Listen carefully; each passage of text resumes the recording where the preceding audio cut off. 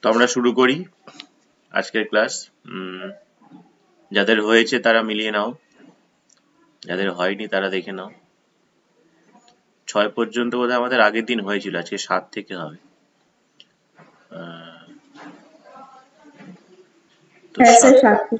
তো 7-এর অঙ্কটাকে আমরা স্টার্ট করছি।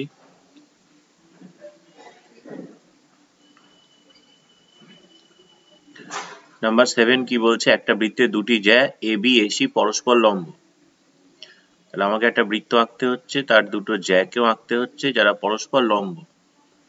নামটা লক্ষ্য করবে এ বি এসি, মানে জ্যা দুটো কিন্তু আলাদা আলাদা না, একটা কমন পয়েন্ট আছে।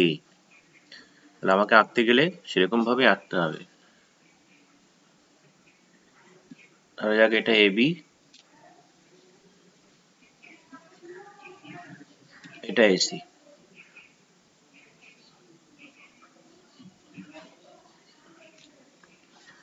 নাম দিয়ে দিই, তো এ বি এসি, এটা এ বি, এটা এসি, পরস্পর লম্ব জ্যা, তার মানে এই কোণটা হচ্ছে আমাদের 90 ডিগ্রি। আরো কি বলছে? আরো বলছে যে এ থেকে বিসির ওপর এডি লম্ব, তার মানে বিসিটা যোগ করতে, বৃত্তটির ব্যাসার্ধের দৈর্ঘ্য চেয়েছে আমাদের। তো বৃত্তটার ব্যাসার্ধের দৈর্ঘ্য কি করে বের করতে পারি আমরা? তো আমরা যদি এবার যোগ করে দিই বি আর সি যোগ করলে, তার মানে ডেফিনেটলি বিসিটা হয়ে যাবে কি না, এই যে বৃত্তটার ব্যাস, কেন এটা 90 ডিগ্রি, তাহলে অর্ধবৃত্তস্থ কোণ হলে বিসিটা ব্যাসই হয়। এটা দিয়েছে 8, এটা দিয়েছে 6, তো আমরা এখান থেকে অনায়াসেই বের করে ফেলতে পারবো যে বিসি স্কোয়ার।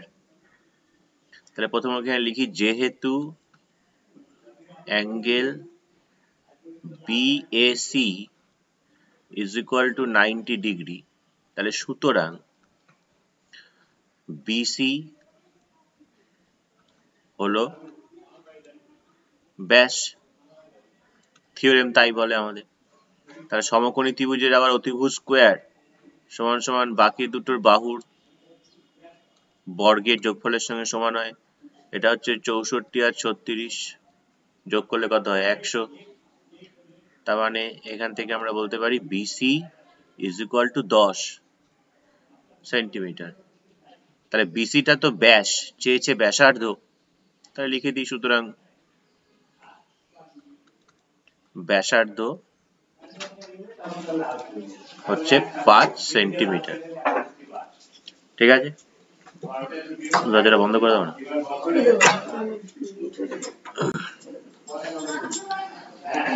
আচ্ছা, নাম্বার 8 এর যে অঙ্কটা, এই অঙ্কটা একটু ভুলই আছে, মানে এখানে দুটো জায়গায় ভুল আছে।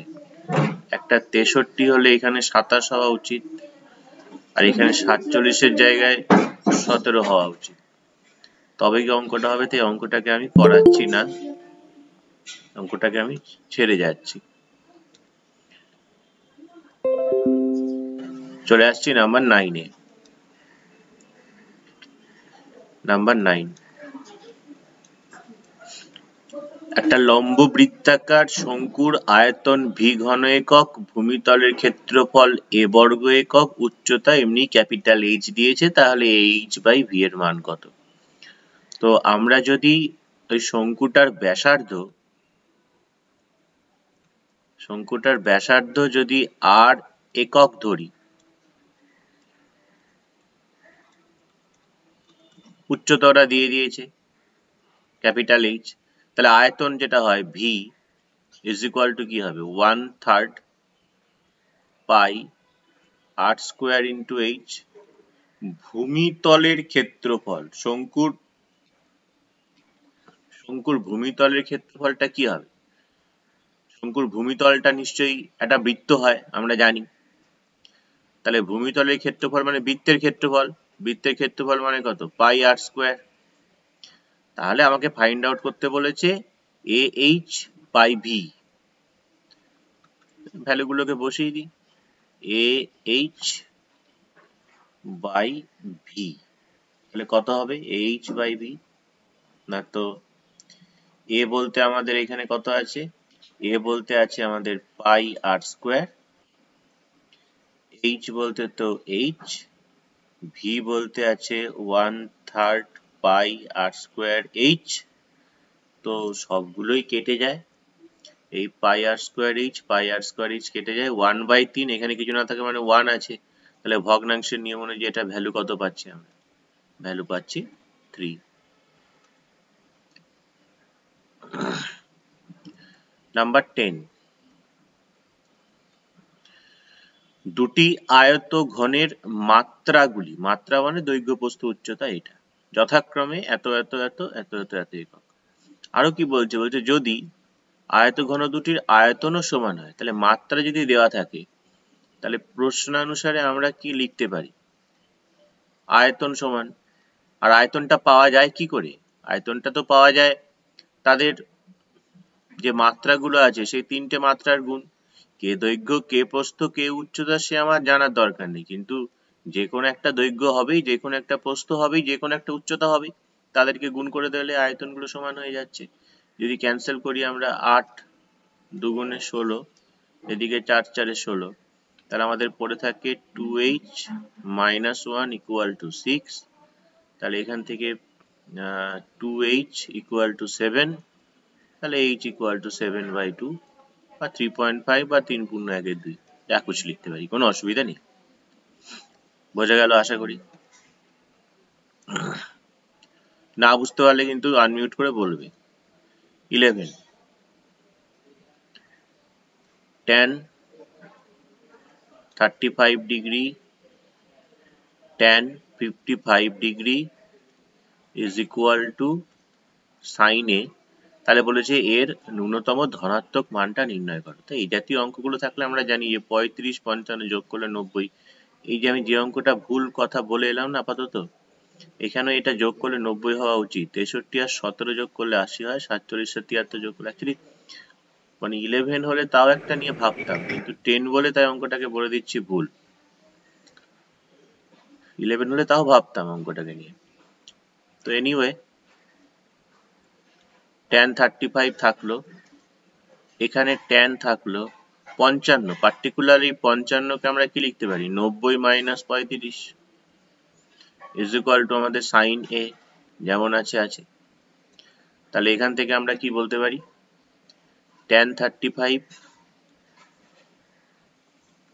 into tan 90 minus theta হচ্ছে গিয়ে cot theta equal to sin A।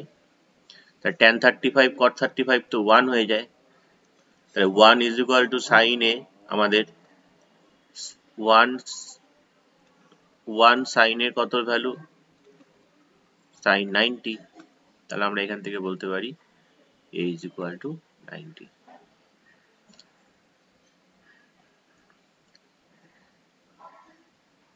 Number 12, number 12 এটা তো সোজা। একটা পরিসংখ্যা বিভাজনের গড় বলেছে 8.1, গড় মানে তো x বার, x বার দেওয়া আছে 8.1। আবার x বার বলতে আমরা কি জানি? x বার বলতে আমরা জানি যে summation xi fi by summation fi, this is equal to 8.1।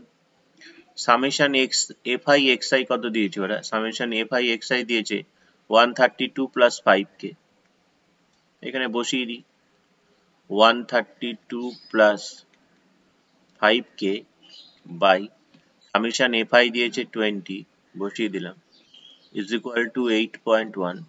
Just cross multiplication করছি আমরা, 132 plus 5k is equal to 8.1 into 20। তো এখান থেকে কত পাওয়া যাচ্ছে বলো?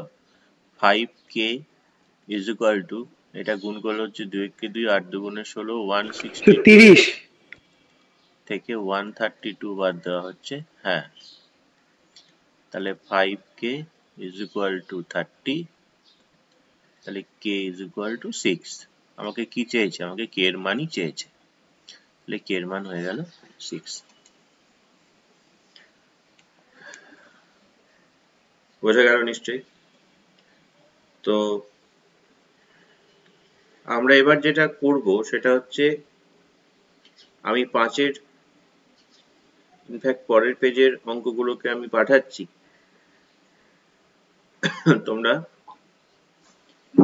5-এর অঙ্কগুলোকে ট্রাই করো। এই পেজটাকে আমি সেভ করে দিই।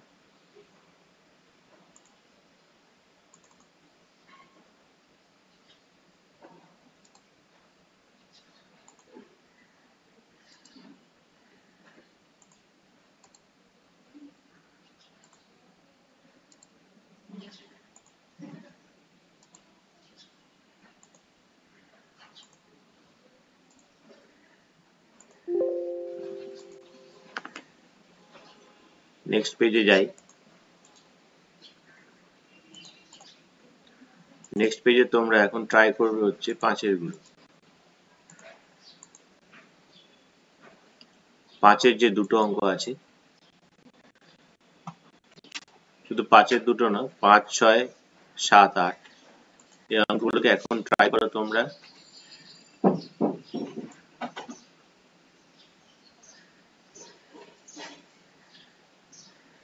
আমি আবার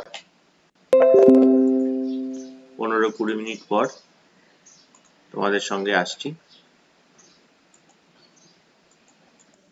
একটু অন্যভাবে বলতে, যে আমি 100 টাকা রেসপেক্টে করাচ্ছি। হ্যাঁ, তো 5-এর আগেরটা কি বলছে? বার্ষিক 10% হারে কিছু টাকার 3 বছরের চক্রবৃদ্ধি সুদ আর সরল সুদের অন্তর 930 টাকা। তো এখানে আমরা প্রথমত আসল 100 টাকা ধরে নিচ্ছি, মানে আসল x এর জায়গায় আসলটাকে ধরছি 100। x ধরেও করা যায়, অসুবিধা কিছু নেই, x ধরেই করে দিই, থাক। স্যার 100 দিয়ে করুন।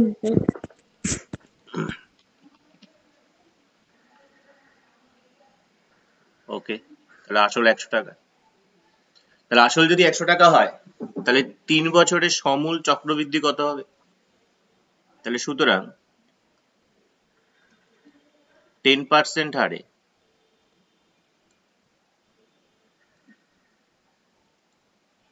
3 বছরে সমূল চক্রবৃদ্ধি কি হওয়া উচিত? না p into 1 plus r by 100 to the power 3। এত টাকা, একটা শূন্য কাটে, তো এটাকে ক্যালকুলেট করে স্যার আমরা কেন 100 হবে না? কোথায়? নিচে তো। সমূল চক্রবৃদ্ধি না, x এর জায়গায়। ও x,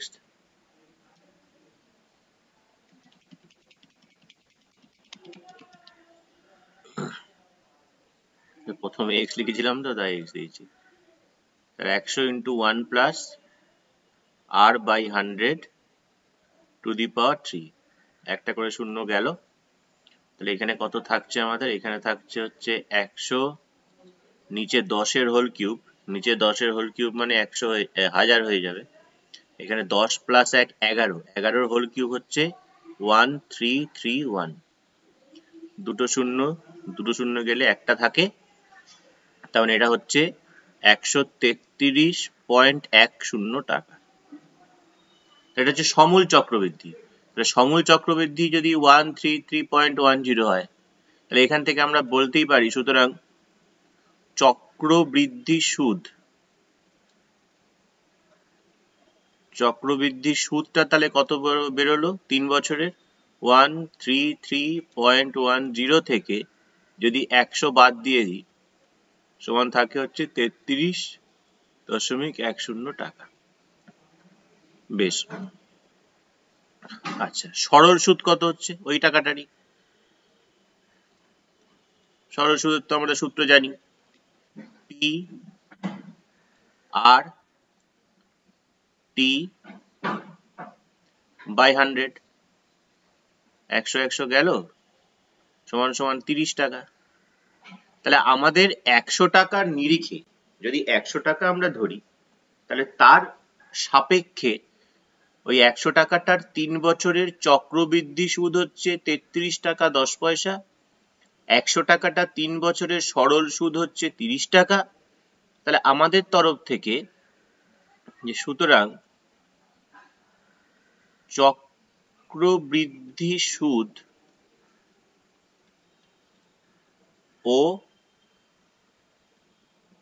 সরল সুদের অন্তর কত হওয়া উচিত না 33.10 থেকে 30 বাদ সমান সমান 3 টাকা 10। তাহলে এটা হচ্ছে আমাদের তরফ থেকে অন্তর বা পার্থক্য। ওরা কত বলেছে? ওরা বলেছে 930 টাকা হচ্ছে অন্তর। তাহলে আমাদের এবার আমরা ঐকিক নিয়মটা এরকম ভাবে করতে পারি যে অন্তর বা পার্থক্য যাই বলো না কেন, অন্তর যদি 3 টাকা 10 হয়, অন্তর এত টাকা হলে সেই ক্ষেত্রে আসল কত টাকা না আসল হচ্ছে 100 টাকা। তাহলে অন্তর যদি 1 টাকা হয় তাহলে আসল কত না কম হবে ডেফিনেটলি। তাহলে 100 বাই 3.10। তাহলে অন্তর যদি আমাদের 930 টাকা হয় তাহলে আমাদের আসল কত? প্রশ্ন তো এটাই করেছিল। তাহলে 100 ইন্টু 930 নিচে 3.10। এই পয়েন্ট যদি তুলে দিই তাহলে আমাদের ওপরে আরো একটা 100, একটা করে শূন্য এখানে কেটে দিই, 31 কে 3 দিয়ে গুণ করলে 93 হয়। তার মানে 3 এর পর 4টে শূন্য অর্থাৎ 30,000। তাহলে আমাদেরকে এইটাই চেয়েছিল যে আসল কত, তাহলে আসল 30,000 টাকা। নিশ্চয়ই বোঝা গেল? কেউ না বুঝতে পারলে বলবে। এটাকে আমরা সেভ করে দিই।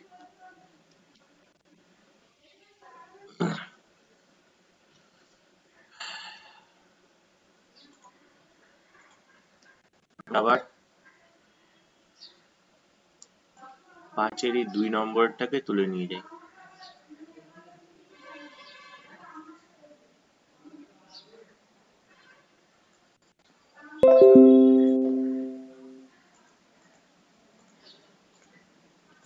পাঁচে 2 নম্বরটা কি বলছে দেখো।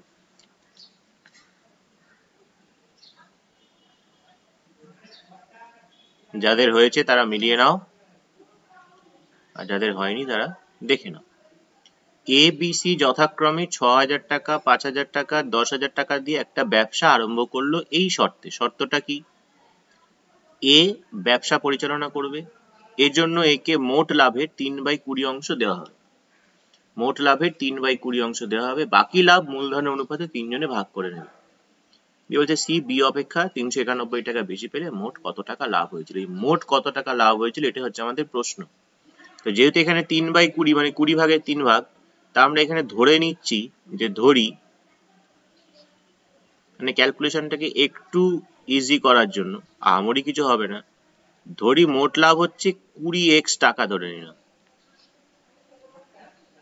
তাহলে সুবিধাটা কি হলো? তাহলে ব্যবসা পরিচালনার জন্য এ কত পাচ্ছে? 3x/20। তাহলে ব্যবসা পরিচালনার জন্য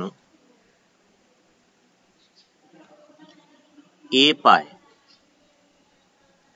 পায় কত না 20x ইন্টু 3/20, 20 ভাগের 3 ভাগ। এই 20 কেটে দিলাম, এই জাস্ট একটুখানি ইজি করার জন্য এটাকে 3x টাকা ধরলাম।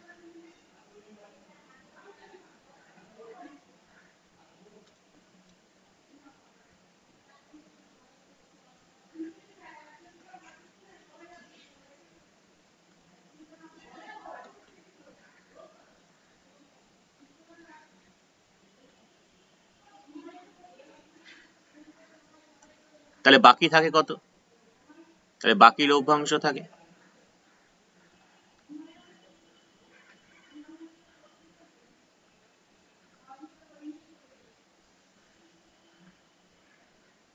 20x থেকে 3x কে বিয়োগ করে দিতে হবে, সমান সমান 17x টাকা।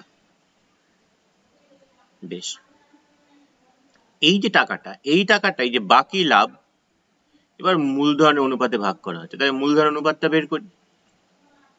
তো তাদের মূলধনের অনুপাত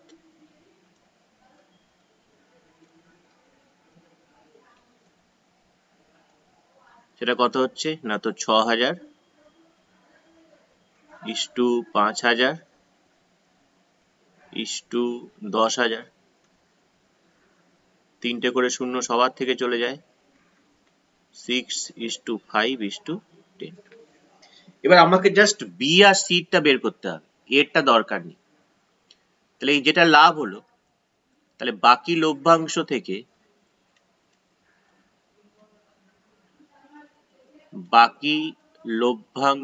থেকে বি পায় কত বার করছে, বি পায় 17x ইন্টু বি এর আনুপাতিক ভাগাহার কত, 5/5 আর 6 11 10 21, তাহলে 5/17 85/21, এই টাকাটা পাচ্ছে বি। সি পায় 17x into 10/21, 170x/21। প্রশ্নানুসারে C B এর থেকে কত টাকা বেশি পাচ্ছে, সি বি থেকে 391 টাকা বেশি পাচ্ছে। তাহলে প্রশ্নানুসারে আমরা কি লিখতে পারি না, 170x/21 থেকে যদি 85x/21 কে আমরা বিয়োগ করি, তাহলে এটা হবে কত, 391। লসাগু হয়ে যাচ্ছে 21, 21টা ওইদিকে চলে যাবে, 170 থেকে 85 বিয়োগ করলে 85x হয়, এদিকে হচ্ছে 391 into 21, therefore x equal to 391 into 21 by 85। তো এটা কত হবে আমাদের,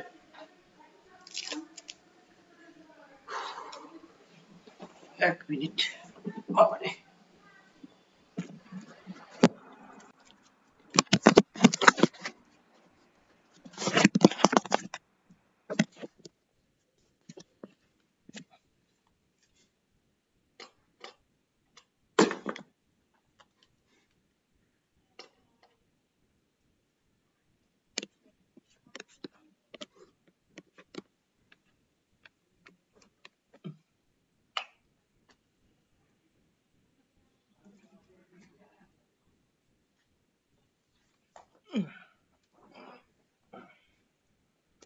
তো এটা কত হচ্ছে আমাদের বলো, কত দিয়ে কাটে যায়,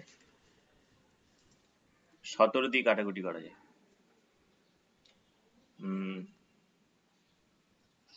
17 দিয়ে 5×17 85, 17 দুগুণে 34, 3×17 51, 23 আর 21 গুণ করলে কত হচ্ছে, 3 একে 3,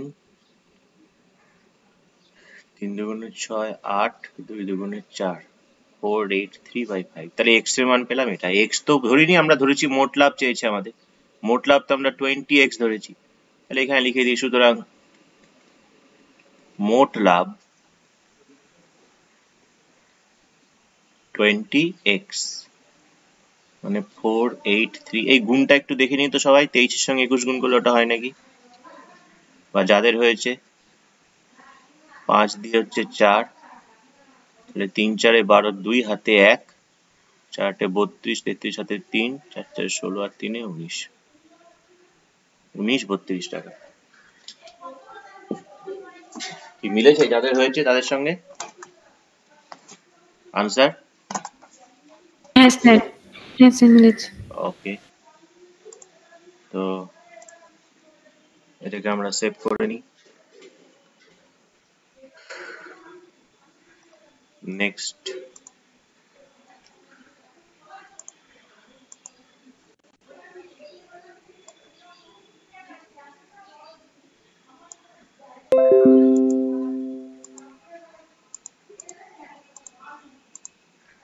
ছয়েরটা তো আশা করি হয়েছে অনেকেরই। 6-এর 1-এরটা কার কার হয়েছে? 6-এর 1 মেঘের হয়েছে? হ্যাঁ স্যার। ওকে, তো এখানে সমাধান করতে দিয়েছে x plus 1 plus 1 by x plus 1 is equal to 25 complete 1 by 25 বা 25 পূর্ণ 1/25। তো আমাদের এখানে সুবিধাটা হবে যদি আমরা এই x প্লাস 1টাকেই একটা ভেরিয়েবল ধরে নিয়ে এগোই। ঠিক আছে, তাহলে আমাদের লসাগু কত হবে? আমাদের লসাগু হবে হচ্ছে x প্লাস 1।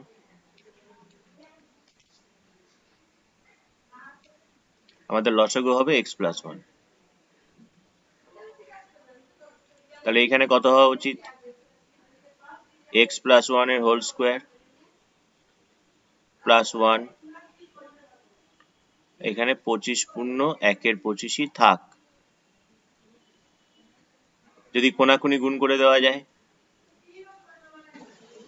তাহলে এখানে হচ্ছে x প্লাস 1 এর হোল স্কোয়ার প্লাস 1, এদিকে হচ্ছে 25 পূর্ণ 1/25 ইন্টু x প্লাস 1। এই 25 পূর্ণ 1/25 x প্লাস 1 কে বাঁ দিকে নিয়ে আসছি, বাঁ দিকে নিয়ে আসলে মাইনাস হবে।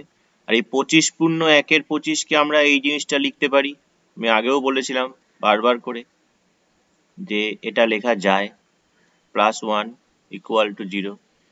ধরো কোথাও দিয়েছে 2 পূর্ণ 2/3, এই 2 পূর্ণ 2/3 কে আমি 2 প্লাস 2/3 কিন্তু লিখতে পারি, কারণ এটাও দেখো 3 দুগুণে 6 দিয়ে 8/3, এখানেও 3 দুগুণে 6 দিয়ে 8/3ই কিন্তু হয়। তাই সেই জিনিসটাই এখানে লেখা হচ্ছে, ওটা মানেই তাই 2 পূর্ণ মানে 2 প্লাস 25 পূর্ণ মানে 25 প্লাস আরো 1/25 যোগ হচ্ছে। এবার যদি মিডল টার্ম ফ্যাক্টর করো দেখে মানে এটা অটোমেটিক্যালি মিডল টার্ম ফ্যাক্টর হয়ে যাচ্ছে, মানে 1 আছে দেখো দুটোকে গুণ করলে 1ই হয় আর দুটোকে যোগ করলে 25 পূর্ণ 1/25 হয়। তাহলে এখানে কত হচ্ছে x প্লাস 1 এর whole square minus 25 into x plus 1 minus 1/25 into x plus 1 plus 1 equal to 0। তাহলে ফার্স্টের দুটো থেকে আমাদের কমন যাচ্ছে কত? ফার্স্টের দুটো থেকে আমাদের কমন যাচ্ছে x প্লাস 1, পড়ে থাকে কত? x plus 1 minus 25। আর এখান থেকে যদি আমি 1/25 কমন নিয়ে নিই তাহলেও আমার সেই x প্লাস 1 মাইনাস 25ই পড়ে থাকবে। তাহলে দুটো থেকে কমন যাচ্ছে কত? কমন যাচ্ছে x plus 1 minus 25, that is x minus 24। প্রথমটায় পড়ে থাকছে কত? x plus 1 minus 1/25 equal to 0। তাহলে এখান থেকে তো দুটো জিনিস 0 পাবো, হয় এত 0, নতুবা এটা আচ্ছা 1 মাইনাস 1/25 মানে কত হচ্ছে? 24/25। হয় এটা 0 নতুবা এটা 0। এটা 0 হলে তাহলে x এর মান হচ্ছে 24, আর এটা 0 হলে তাহলে x এর মান হচ্ছে মাইনাস 24/25। আশা করি বোঝা গেছে, না বুঝতে পারলে বলবে। 6-এর 2 চলে আসছি আমরা 6-এর 2। এখানে একটা কথা আছে যে প্রকৃত ভগ্নাংশ, তো আমরা এখানে ধরে নিচ্ছি যে ধরি স্যার এটা পারিনি স্যার। 6-এর 2 স্যার এটা আমারও হয়নি। হ্যাঁ স্যার, এটি প্রকৃত ভগ্নাংশ আসছে না স্যার, অপ্রকৃত ভগ্নাংশ চলে আসছে। ওই তো প্রবলেমটা তো এখানেই, প্রবলেমটা হচ্ছে সমাগতা পারা উচিত ছিল।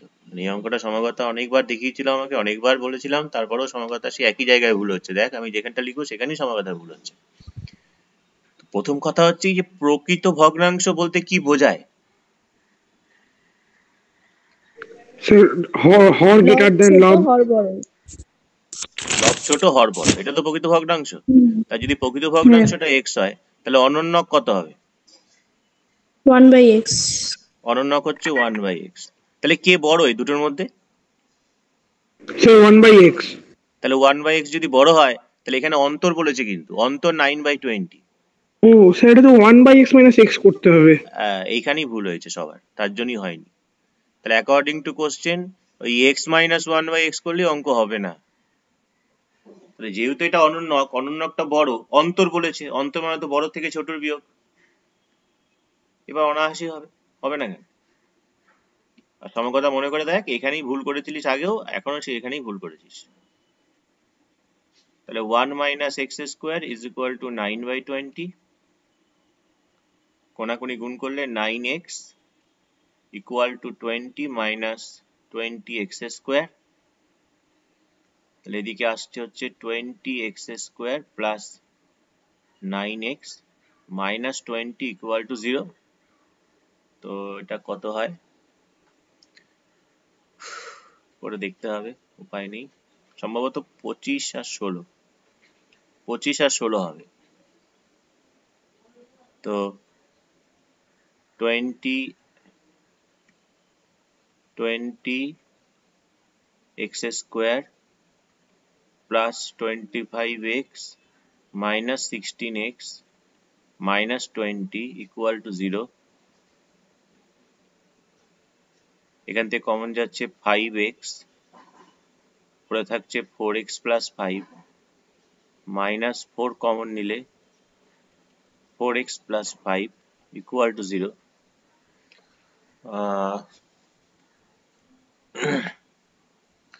4x প্লাস 5 কমন গেলে 5x মাইনাস 4 ইকুয়াল টু 0। তাহলে একই গল্প, সে হয় 4x প্লাস 5 0 নতুবা 5x মাইনাস 4 0। তাহলে এখান থেকে x is equal to minus 5/4, যেটা সম্ভব নয়, প্রকৃত ভগ্নাংশ বলেছে। মাইনাস 4/5 ও প্রকৃত ভগ্নাংশই ইন্ডিকেট করে কিন্তু, হ্যাঁ সেটা ঋণাত্মককে করে। তো যাই হোক, তাহলে এটা তো হবে না। তাহলে 5x ইকুয়াল টু এখান থেকে 4, তাহলে x ইকুয়াল টু 4/5, এটা কিন্তু প্রকৃত ভগ্নাংশকেই ইন্ডিকেট করছে। তাহলে আমাদের ভগ্নাংশটা হচ্ছে কত? 4/5। বোঝা গেল?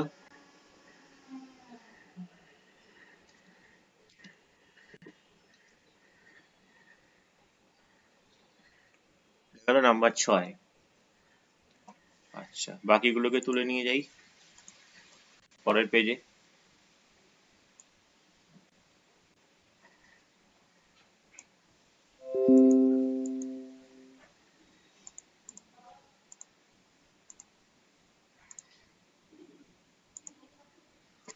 সাতের এক, সাতের একটা তো এই টাইপের অঙ্ক আমরা করেছি অনেক,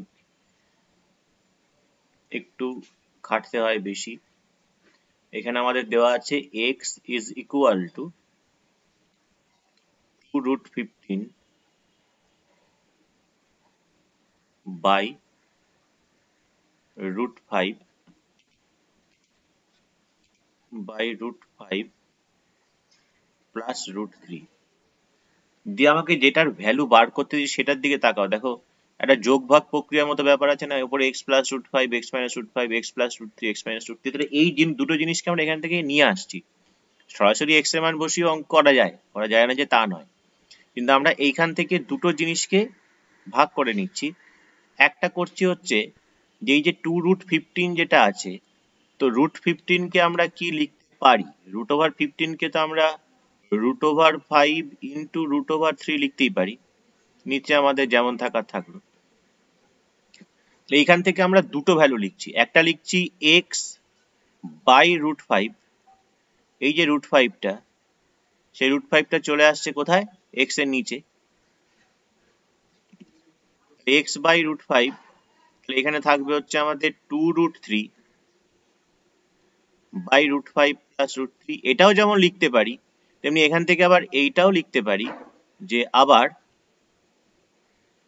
এটাও লিখতে পারি x বাই √3, অর্থাৎ এই √3টাকে এবার নিয়ে এলাম, √3টাকে এবার x এর নিচে নিয়ে এলাম, x বাই √3। সেই ক্ষেত্রে আমাদের থাকছে এখানে 2√5 বাই √5 প্লাস √3। নিশ্চয়ই বোঝা যাচ্ছে যে এইখান থেকে আমরা দুটো জিনিসকে লিখলাম, একবার √5 কে আনলাম নিচে, একটা পেলাম, আবার √3 কে আনলে আরেকটা পাবো। √5 কে নিয়ে এসে যখন পেলাম, এখান থেকে যোগ ভাগ প্রক্রিয়া করছি, তাহলে x plus √5 by x minus root five is equal to, তাহলে বাঁ দিকে যা করেছি ডান দিকে আমাকে তাই করতে হবে, 2√3 plus root five plus root three, নিচে 2√3 minus root five minus root three. অবশ্যই লিখবো এখানে কথাটা ব্র্যাকেটে যোগ ভাগ করে, আমি আর লিখলাম না, এখানেও যোগ ভাগ করছি, x plus root three by x minus root three. তাহলে রাইট হ্যান্ড সাইডে আমাদের হবে 2√5 plus root five plus root three, নিচে হচ্ছে 2√5 minus root five minus root three. এবার জাস্ট এই ক্যালকুলেশনটা করে নিচ্ছে এখানে ওপরে নিচে যা হবে তাই। তো এখানে কত হচ্ছে দেখো, 2√3 আর রুট থ্রি হচ্ছে গিয়ে 3√3 প্লাস রুট ফাইভ, নিচে 2√3 থেকে রুট থ্রি বিয়োগ করলে হচ্ছে root three minus root five, আর এইখানে হচ্ছে আমাদের 2√5 এর সঙ্গে রুট ফাইভ যোগ করলে হচ্ছে 3√5 প্লাস রুট থ্রি, আর 2√5 থেকে রুট ফাইভ বিয়োগ করলে হচ্ছে root five minus root three. এইবার আমরা এটা লিখছি therefore x plus root five by x minus root five plus x plus root three by x minus root three. ঠিক আছে, ভ্যালুগুলো বসিয়ে দিই, আমরা তো এগুলোর ভ্যালু বের করেই রেখেছি। প্রথমটার ভ্যালু কত বের করে রেখেছি, প্রথমটার ভ্যালু বের করে রেখেছি 3√3 প্লাস রুট ফাইভ, আর নিচে আছে আমাদের root three minus root five plus পরেরটার ভ্যালু কত বের করে রেখেছি 3√5 plus root three by root five minus root three. নিচের দ্বারা লক্ষ্য করে দেখো দুটো আলাদা জিনিস, কিন্তু যদি একটা থেকে মাইনাস কমন নিই তাহলে root three minus root five হয়ে যাবে। তাহলে আমরা এখান থেকে মাইনাসটা কমন নিলে এই প্লাসটা মাইনাস হয়ে যাচ্ছে। এখানে লিখে নিই একটা, হয়তো বুঝতে অসুবিধা হতে পারে। এখানে আসছে আমাদের root three minus root five, এখান থেকে মাইনাস কমন নিচ্ছি, প্লাসটা মাইনাস হয়ে যাচ্ছে, ওপরেরটা যেমন থাকার থাকছে, নিচেরটা হয়ে যাচ্ছে রুট থ্রি। তাহলে এই যে মাইনাসটা কমন নিয়ে আমাদের সুবিধা কি হলো, লসাগুটা আমাদের একটাই হয়ে যাবে। লসাগুটা আমাদের একটাই হয়ে গেল, সেটা কত, ওই root three minus root five. লসাগুটা হয়ে যাচ্ছে root three minus root five. এখানে হচ্ছে আমাদের 3√3 plus root over five minus 3√5 minus root three. 3√3 থেকে রুট থ্রি গেলে থাকে আমাদের 2√3, আর প্লাস রুট ফাইভ মাইনাস 3 থেকে গেলে থাকে মাইনাস 2√5, নিচে হচ্ছে আমাদের root three minus root five. তাহলে ওপর থেকে আমাদের কমন যাচ্ছে কত, ওপর থেকে কমন যাচ্ছে 2, তাহলে পড়ে থাকে root three minus root five, আর নিচেও আমাদের থাকছে কত, root three minus root five. তো root three minus root five, root three minus root five কেটে গেল, আলটিমেটলি থাকছে কত, আনসার হচ্ছে 2। নিশ্চয়ই বোঝা গেল।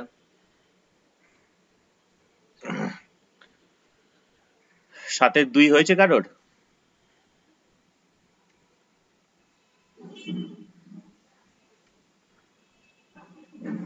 সাতের 2 কি কারোর হয়েছে?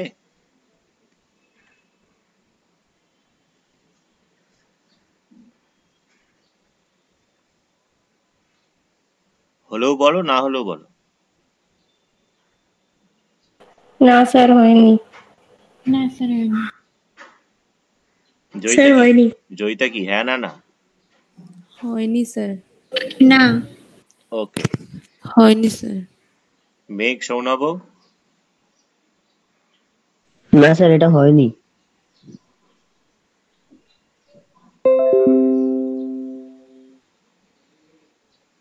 মেঘের নেই এখন কাছাকাছি। তো এখানে যাই হোক, না স্যার এটা হয়নি sir. 3x minus 4y proportionate root over xy, এরকম একটা জিনিস দেওয়া আছে, দিয়ে প্রমাণ করতে বলেছে এই জিনিসটা। তো এই জাতীয় অঙ্ক সবসময় আমরা ওই x আর y এর মধ্যে একটা রিলেশন খোঁজার চেষ্টা করি। তো এটা দিয়ে তো কোনো কাজ হবে না, একে আমরা ইকুয়েশনে আনি, তারপর দেখা যাবে। তাহলে k into root over x y, যদি আমরা এরপরে দুদিকেই যদি বর্গ করে দিই, এদিকেও বর্গ করে দিচ্ছি, এদিকেও বর্গ করে দিচ্ছি, এটা পরের লাইনে হবে, এটা পরের লাইনে হবে, এখানে পাশে লিখে দিতে হবে উভয় পক্ষে বর্গ করে। তাহলে বর্গ করলে কত পাচ্ছি, a minus b whole square, একবারে করে দিচ্ছি, a square minus 2ab plus b square, আর রাইট হ্যান্ড সাইডে আসছে k square x y, k square x ওয়াইটা বাঁ দিকে নিয়ে এলাম। তাহলে 9x স্কোয়ার, এটা আসলে মাইনাস হবে, মাইনাস কমন নিলে এটা একবারে করছি, k square minus 24xy plus 16y square equal to 0। তো প্রত্যেকটাকে যদি আমরা y স্কোয়ার দিয়ে ভাগ করে দিই, তাহলে 9x/y এর whole square minus k square minus 24, y square দিয়ে ভাগ করছি মানে একটা y কাটলে আরেকটা y থেকে যাবে নিচে, এটাকে y স্কোয়ার দিয়ে ভাগ করলে y। তাহলে এখানে আমরা বলতে পারি যে এটা হচ্ছে একটা x/y এর একটা দ্বিঘাত সমীকরণ। যদি মনে মনে এই পুরোটাকে যদি x ভাবো,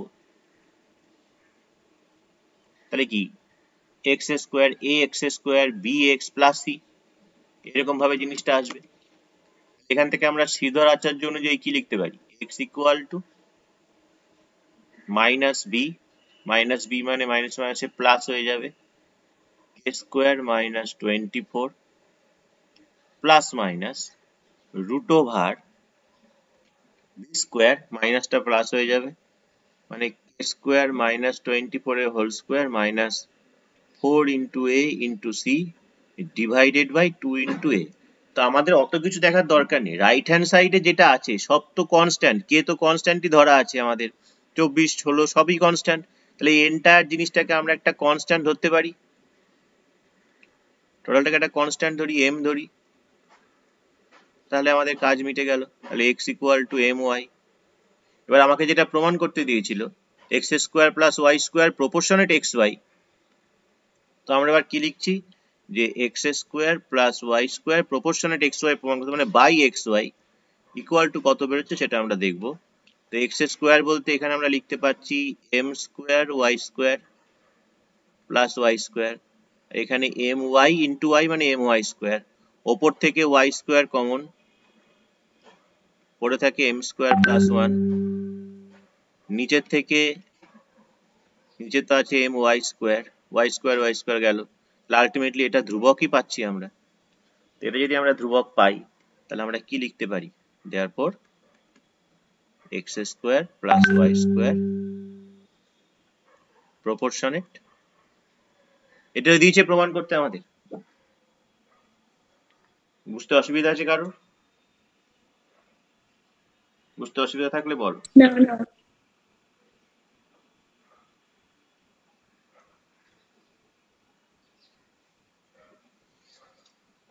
তো এটা সেভ করে নিই আমরা।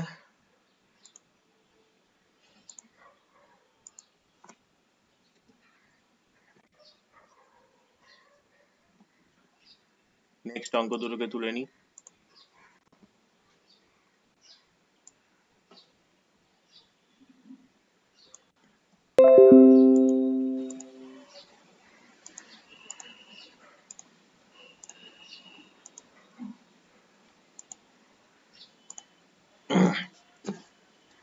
এবিসি ক্রমিক সমানুপাতের প্রমাণ করা, এটা আশা করি পারা উচিত, কারণ এবিসি ক্রমিক সমানুপাতি, তার মানেটা কি, এটা হওয়া উচিত, আশা করি হয়েছে।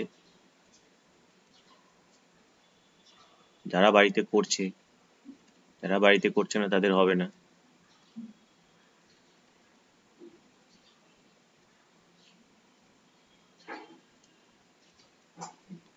বলছে এবিসি ক্রমিক সমানুপাতি, তার মানেটা কি, তার মানে হচ্ছে যে এ বাই বি যেটা দিয়ে শেষ আবার সেটা দিয়ে শুরু, এটা ইজ ইকুয়াল টু কে ধরি। তাহলে আমি কি বলেছিলাম, এগুলোকে ওপর নিচে লিখতে নির্দিষ্ট কোনো নিয়ম নেই, আমি বলেছিলাম যে বুঝতে সুবিধা হয় যে নিচ থেকে বের করতে করতে যাব। তাহলে b is equal to c k, এখান থেকে a is equal to b k, আবার b এর জায়গায় যদি সি কে বসাই সি কে ইন্টু কে, তার মানে a এর মান হচ্ছে সি কে স্কোয়ার, তাহলে এর মান সি কে স্কোয়ার আর b এর মান সি কে। লেফট হ্যান্ড সাইডটা পরে করছি, আগে রাইট হ্যান্ড সাইডটা করে নিই। রাইট হ্যান্ড সাইডে কি দিয়েছে আমাদের 1 by b square minus a square plus 1 by b square minus c square. ভ্যালুগুলোকে বসিয়ে দিই আমরা। বি এর মান কত জানি? বি এর মান হচ্ছে আমাদের c k, c square k square হবে। এর মান সি কে স্কোয়ার মানে c square k to the power 4 হবে। বি এর মান হচ্ছে সি কে, তাহলে বি স্কোয়ার মানে সি স্কোয়ার কে স্কোয়ার হবে। সি স্কোয়ারের তো কোনো ভ্যালু নেই, তাহলে এখানে নিচ থেকে কমন যাচ্ছে কত আমাদের? নিচ থেকে কমন যাচ্ছে সি স্কোয়ার কে স্কোয়ার, ওটা থাকে 1 মাইনাস কে স্কোয়ার। এখানে নিচ থেকে কমন যাচ্ছে কত? নিচ থেকে কমন যাচ্ছে সি স্কোয়ার, আমরা মাইনাস সি স্কোয়ার কমন নিই এই 1 মাইনাস কে স্কোয়ার আনার জন্য। তাহলে আলটিমেটলি কত হচ্ছে এটা? এটা হচ্ছে 1 by c square k square into 1 minus k square. এই যে মাইনাসটা আছে এই মাইনাসটাই পাশের সঙ্গে গুণ হয়ে এখানটায় মাইনাস হয়ে যাবে আমাদের। এখানে থাকছে 1 by c square into 1 minus k square. তাহলে নিচের লসাগু কি কি আসছে দেখো, সি স্কোয়ার দুটো থেকে কমন, স্কোয়ার তো থাকবে আর 1 মাইনাস কে স্কোয়ার কমন, তাহলে এখানে আমাদের হচ্ছে 1 আর এখানে হচ্ছে আমাদের কে স্কোয়ার। তাহলে 1 minus k square 1 minus k square কেটে গেল। 1 বাই সি স্কোয়ার কে স্কোয়ারকে আমি 1 বাই বি স্কোয়ার লিখতে পারি equal to left hand side, বা তোমরা লেফট হ্যান্ড সাইড আবার নিয়ে এটা রাইট হ্যান্ড সাইডে পেলে লেফট হ্যান্ড সাইডে 1 বাই বি স্কোয়ার লিখে ভ্যালু বসালাম। আমি এখানে অ্যাকচুয়ালি লেফট হ্যান্ড সাইডটা এখানে করাইনি, যেহেতু একটাই টার্ম আছে হয়ে যাবে ছোট করে, তাই করানো হয়নি। ঠিক আছে,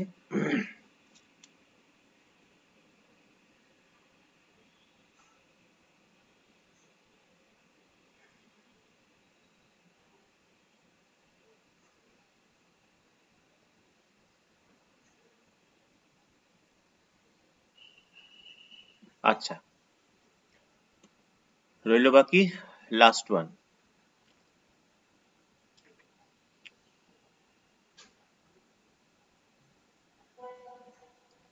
8-2 8-2 কি বলছে? দেওয়া আছে যেটা, এটা হয়েছে কারোর? a বাই এটা করছি। b by c by 1 minus c equal to 1। তাহলে এই জিনিসটা দিয়েছে প্রুভ করতে। ওপরে এখানে ওপরে এবিসি ছিল, সেখানে ওপরে এবিসি নেই। তো আমরা কি করছি, বাঁদিকে প্রত্যেকটার সঙ্গে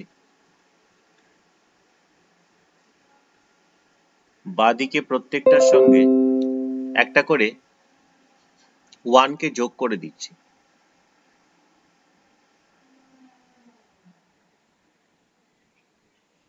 বাঁদিকের প্রত্যেকটার সঙ্গে একটা করে 1 কে যোগ করে দিচ্ছি।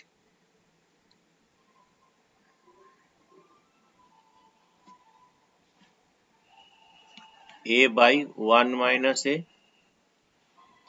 এখানে একটা প্লাস 1 করছি, তারপরে b বাই 1 মাইনাস b, এটার সঙ্গেও একটা প্লাস 1 করছি, তারপরে c বাই 1 মাইনাস c, এটার সঙ্গেও একটা প্লাস 1 করছি। তাহলে রাইট হ্যান্ড সাইডে 1 তো এমনিই ছিল, আর এই বাঁদিকের যে তিনটে এক যোগ করলে 3, তাহলে ডান দিকেও 3, তার মানে বাঁদিকেও তিনটে এক যোগ করেছি, ডান দিকেও তিনটে এক যোগ করে 3 লিখে দিয়েছি। তাহলে আমাদের সমীকরণটার কোনো অসুবিধা হওয়ার কথা নয়। এবার আমরা কি করছি, এই দুটো দুটো করে নিয়ে তাদের লসাগু করে বার করছি কি হচ্ছে। তাহলে প্রথমটার লসাগু কত? প্রথমটার লসাগু কত? প্রথমটার লসাগু 1 মাইনাস a। তাহলে এখানে কত হবে? a plus 1 minus a। তারপরেরটার লসাগু কত? 1 মাইনাস b। তাহলে b প্লাস 1 মাইনাস b। তারপরেরটার লসাগু কত? 1 মাইনাস c। তাহলে c প্লাস 1 মাইনাস c। আর ডান দিকে হচ্ছে 4, তো অঙ্কটা একটু ভুল দিয়েছে, ইকুয়াল টু 0 হবে না, ইকুয়াল টু 4 হবে। এটা ইকুয়াল টু 4 হবে, 0 নয়। তাহলে আমাদের আলটিমেটলি কি পড়ে থাকছে? তাহলে পড়ে তো থাকছে এটাই, 1 by 1 minus a plus 1 by 1 minus b। ভুল আছে অঙ্কটা, 4 হবে, 0 আসবে না।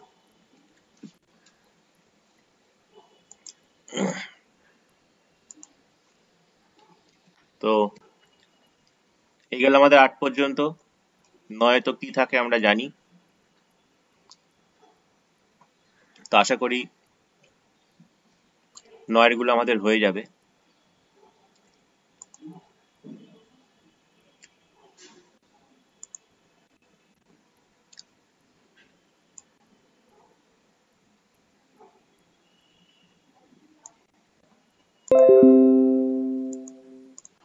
তো আমি জাস্ট বলে দিচ্ছি 9 গুলো। 9 গুলো দেখো কি দিয়েছে। 9 একেরটা দিয়েছে, প্রমাণ করো একই বৃত্তের চাপের উপরেও কেন্দ্রস্থ কোণ পরিধিস্থ কোণের দ্বিগুণ। এগুলো করানো উচিত নয় আমার, তোমাদের জন্যই করাতে হচ্ছে, কারণ তোমরা বাড়িতে পড়াশোনা করছো না, পরীক্ষার খাতা দেখলেই বোঝা যাচ্ছে।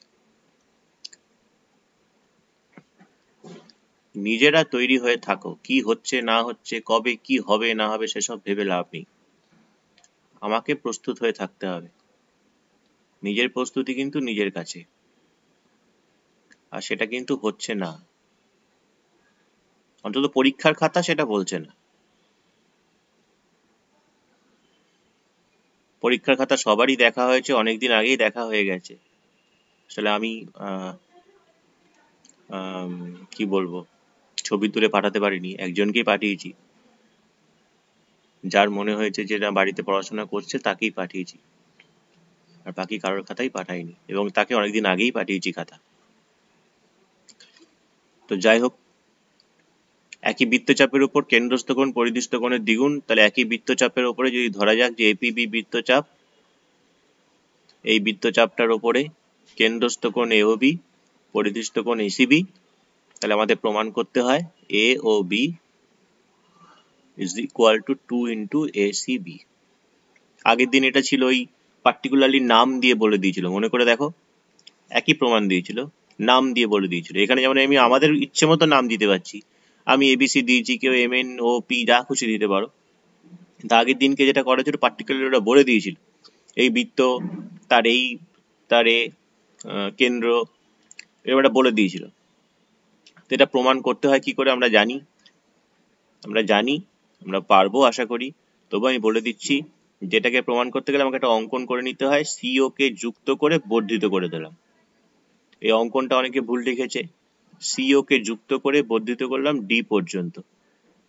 তাহলে আমার এই একটা ত্রিভুজ চলে আসছে এওসি, এই একটা ত্রিভুজ চলে আসছে বিওসি, এই ত্রিভুজটার ও এর সঙ্গে ওসি সমান, তার মানে এই কোণের সঙ্গে এই কোণ সমান। আবার এই কোণটা হচ্ছে বহিঃ কোণ, যেটা বিপরীত দুটো অন্তঃস্থ কোণের যোগফলের সঙ্গে সমান, তাহলে 2 ইন্টু এই কোণটা লিখতে পারি, এটা সমান সমান। সিমিলার ওয়েতে এই কোণটা সমান সমান 2 ইন্টু এই কোণটা, এই দুটো কোণ যোগ করলে এই পুরোটা পাবো, এই দুটো কোণ যোগ করলে এটা পেয়ে যাবো। তারপরে পিথাগোরাস উপপাদ্যটি বিবৃতি সহ প্রমাণ করো। বিবৃতি, স্টেটমেন্ট কিন্তু ওইটা নয়, বারবার করে বলছি, অধিভুজ স্কোয়ার সমান সমান লম্ব স্কোয়ার প্লাস ভূমি স্কোয়ার, সেটা নয়। স্টেটমেন্ট হচ্ছে কোনো সমকোণী ত্রিভুজের অতিভুজের উপর অঙ্কিত বর্গক্ষেত্রের ক্ষেত্রফল অপর দুই বাহুর উপর অঙ্কিত বর্গক্ষেত্রের ক্ষেত্রফলের সমষ্টির সমান, এটা হচ্ছে বিবৃতি। তারপরে প্রমাণটা যেভাবে করতে আমরা সেভাবে করতে পারবো। 10-এর 1-এরটাও বোধহয় আমাদের এক্সট্রা উপপাদ্য হয়ে গেছিল আগে। ও কেন্দ্রীয় বৃত্তের এবি ব্যাস বৃত্তের উপস্থিত যে কোনো বিন্দু পি, এটা মেক হয়ে গেছিল। হয়েছিল। প্রমাণ করো বৃত্তস্থ ট্রাপিজিয়াম হলো সমদ্বিবাহু ট্রাপিজিয়াম এবং কর্ণদ্বয়ের দৈর্ঘ্য সমান। এটাও বোধহয় হয়েছিল, বৃত্তস্থ ট্রাপিজিয়াম একটা লিখে নিলে সেটা সেটা আমি দিয়েছিলাম। সেটা সমদ্বিবাহু ট্রাপিজিয়াম ছাড়া অন্য কিছু ট্রাপিজিয়াম হতে পারে না। তো এগুলো এই পেজটাকে আমি সেভ করে দিচ্ছি। পেজটা সেভ করার কিছু নেই, যাতে তোমাদের মাথায় থাকে। এখনই বাড়িতে তোমরা এই উপপাদ্যগুলোকে লিখে নাও। স্যার বলছি সেকেন্ড যে আজকে ক্লাস আমরা তাহলে এখানে শেষ করছি। ক্লাসটা শেষ